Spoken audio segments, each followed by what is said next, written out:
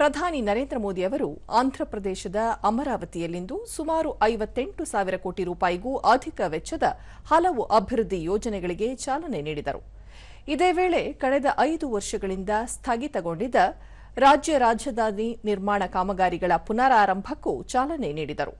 ಈ ಸಂದರ್ಭದಲ್ಲಿ ರಾಜ್ಯಪಾಲ ನ್ಯಾಯಮೂರ್ತಿ ಅಬ್ದುಲ್ ನಜೀರ್, ಮುಖ್ಯಮಂತ್ರಿ ಚಂದ್ರಬಾಬು ನಾಯ್ಡು, ಉಪಮುಖ್ಯಮಂತ್ರಿ ಪವನ್ ಕಲ್ಯಾಣ್, ಕೇಂದ್ರ ಸಚಿವ ಕಿಂಜರಾಪು ರಾಮಮೋಹನ್ ನಾಯ್ಡು ಸೇರಿದಂತೆ ಹಲವು ಗಣ್ಯರು ಉಪಸ್ಥಿತರಿದ್ದರು.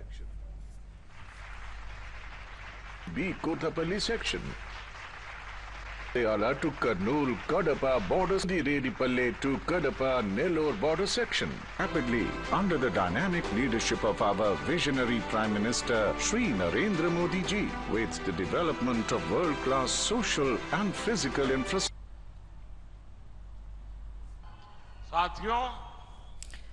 ಬಳಿಕ ಪ್ರಧಾನಿ ನರೇಂದ್ರ ಮೋದಿ ಅಭಿವೃದ್ಧಿ ಯೋಜನೆಗಳು ಆಂಧ್ರಪ್ರದೇಶದ ಆಕಾಂಕ್ಷೆಗಳು ಹಾಗೂ ವಿಕಸಿತ ಭಾರತದ ಆಶಯಗಳಿಗೆ ಬಲವಾದ ಅಡಿಪಾಯ ಹಾಕಿಕೊಟ್ಟಿದೆ ಎಂದು ಘೋಷಿಸಿದರು.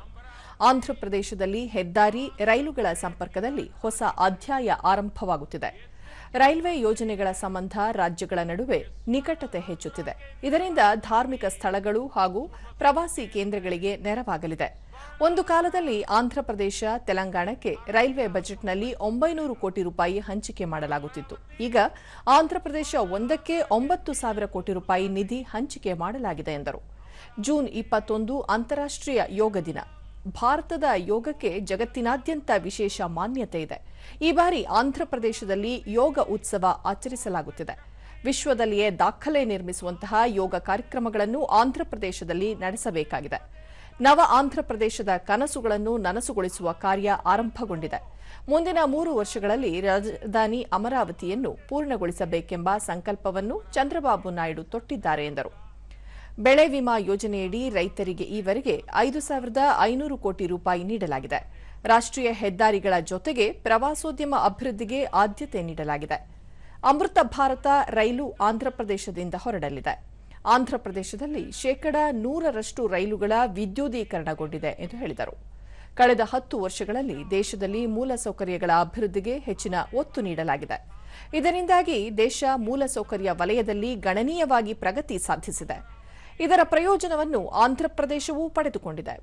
ಎನ್ಡಿಎ ಸರ್ಕಾರ ರೈತರ ಅಭಿವೃದ್ಧಿಗೂ ಆದ್ಯತೆ ನೀಡಿದ್ದು, ಕಳೆದ 10 ವರ್ಷಗಳ ಅವಧಿಯಲ್ಲಿ ರಿಯಾಯಿತಿ ದರದಲ್ಲಿ ರಸಗೊಬ್ಬರ, ಬಿತ್ತನೆ ಬೀಜಗಳನ್ನು ಪೂರೈಸಲು 12 ಲಕ್ಷ ಕೋಟಿ ರೂಪಾಯಿಗಳನ್ನು ವೆಚ್ಚ ಮಾಡಲಾಗಿದೆ ಎಂದು ಪ್ರಧಾನಿ ಹೇಳಿದರು. पूरी मदद कर रही है. इंद्रलोक की राजधानी का नाम अमरावती था और अब अमरावती आंध्र प्रदेश की राजधानी है. ये सिर्फ संयोग नहीं है, ये स्वर्ण आंध्रा के निर्माण का भी शुभ संकेत है. स्वर्ण आंध्रा विकसित भारत की राह को मजबूत करेगा और अमरावती स्वर्ण आंध्रा के विजन को ऊर्जा देगी.